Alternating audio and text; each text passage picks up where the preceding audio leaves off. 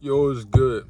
It's Modest Shell, and I've been writing down some insights, but I haven't really found the space to turn them into parts. I feel like they kind of one cohesive message, so I'm making a longer form content video. Man, I be so into the freaking daily parts. It's like sometimes I forget that people actually want to get to know the person behind the camera and just behind that energy. Like, y'all know the Kundalini energy been rising, and we are like the inheritors of it. So, with that being said, I want to get into the insights because I'm probably gonna talk more or give a little bit of explanation. I don't know how this video is gonna turn out. I'm just going with the flow. So, uh, let's get into the first one. The title, it says that sometimes grieving a part of yourself is necessary. And uh grieving a part of yourself. I realized that I don't talk about my own emotions on here, but I used to deal with a lot of like self doubt, and it made me not actualize potential that I realized was literally mine for the taking. So it changed the way that I viewed the world. It made me realize that I don't ever want to miss out on any opportunity to actualize my potential. So like I want to be my highest self. So I started thinking like, how can I do that? But uh, yeah, it helped shape my mindset. Like you'll see with the theme of the coming up insights. But let's get into it. It says inside inside a lost and found bin, treasure lies. Behind the old sweaters and forgotten bags lies treasure. A single a single moment of remembrance. Uh, if you ever misplaced something and you found it, hmm, it can become a treasure depending on how much you actually missed it. But yeah, this wasn't finished. I bet you can tell why I didn't post it. Kind of like just open thought. But this another thought that I wrote down on this page. It says, "We take up space inside of God's heart." It's like we're a living story, and we take up space inside of God's memory. It's like being a channel on a screen on a freaking security monitor. But it's not like that. Yo, this fly keeps buzzing around, dude. All right, and yo, with the Kundalini energy and with chaos itself being, yo, we all know that in the beginning there was chaos, and the physical embodiment of chaos is like a primordial force. And if it was to be an animal, it would obviously be a dragon. You feel me? And I realized that since Tiamat is like, no,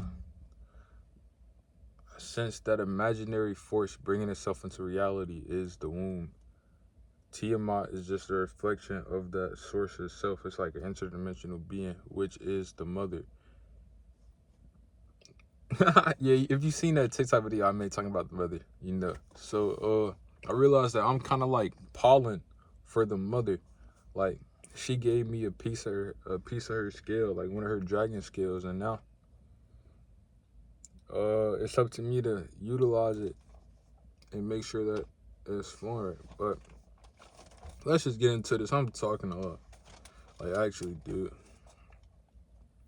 A dragon's heart burns as bright as living fire, a light containing hopes and dreams, carrying the determination to see them become a reality. Protectors of ancient protectors of ancient law. Aren't dragons so awesome? We hold the scales of it. Get it? People always balance out the scale between good and evil. We are like the crossroad between existence. And if you were on the opposite end of the crossroad, on either side, it is completely respectable for you to identify however you want to. And that could be identifying as, man, literally infinite amount of things, but don't want to dwell too much on that. So, yeah, on to the next. This one is titled, Your Audience Never Leaves You. The future is inspired by the past, and the past is inspired by the future. You can build a bridge, but you can't make others cross it. Kings, man,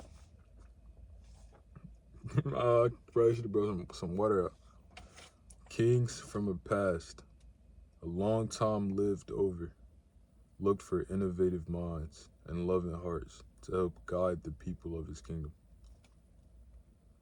The past doesn't change you. Right now, the past doesn't change. How you view it changes you. A king finds gifts that shine throughout humanity's heart. Gifts that people still hold today. Like if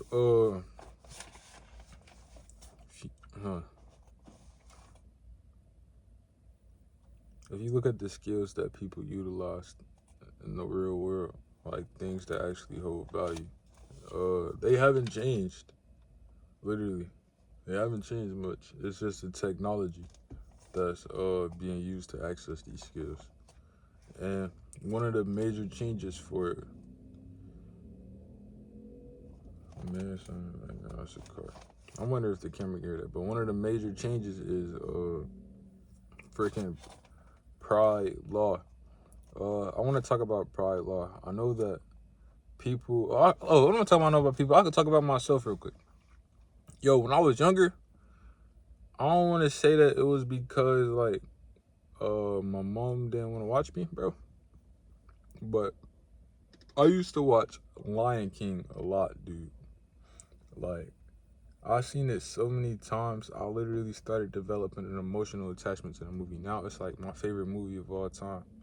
And it's like there's themes inside of the movie, but y'all know how like how lions in the real world work completely differently than the Lion King.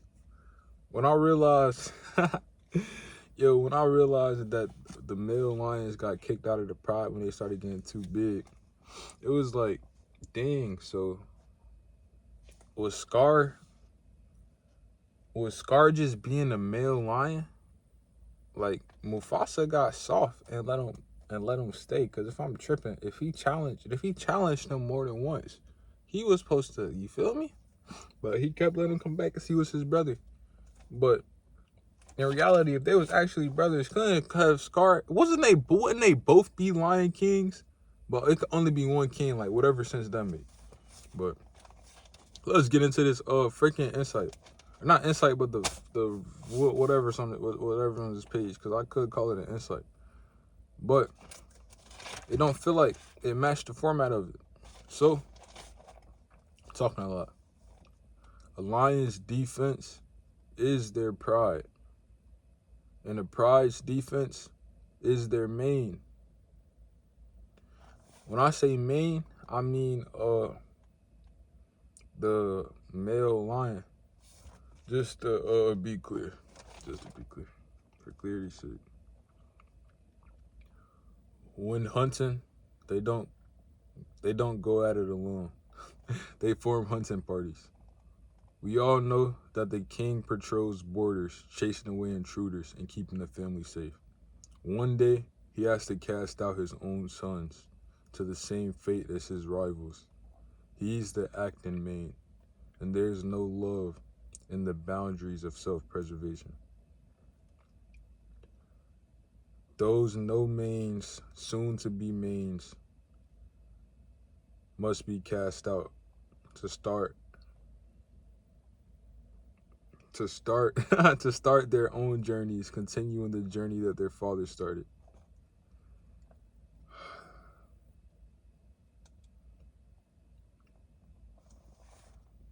What the heck? So it's like the pride is the embodiment of the family, and the mane is the embodiment of God. Yo, what did I want to take out of that? If I'm remembering correctly, oh yeah, it's like frick it. I didn't want to sound like a furry in this video. I ain't gonna perp, but frick it, dude. Let's say that I'm a lion in this world, right? And I see everybody else as lions. Okay, this is just for this line of thought. If all the lions need to survive is food, water, and entertainment, right?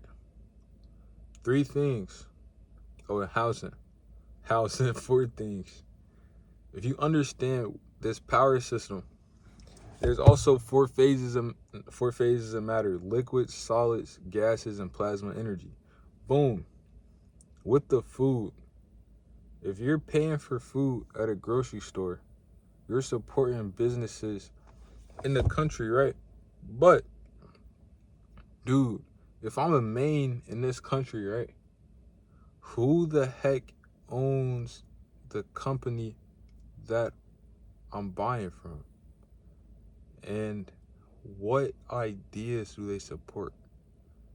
Once your mind starts moving like that, well, I'm pretty sure if you're watching this, you tapped into God consciousness and you just watching it work through my vessel. But I started realizing that this world literally had everything set up already, and then everything just became a rescale to try to sell us back to us. And it's kind of corny. So we all, well, if you're human, we all follow the law, but we all know that the only law in this world is absolute power, because absolute power is the only thing that controls all. Oh, there go my mommy.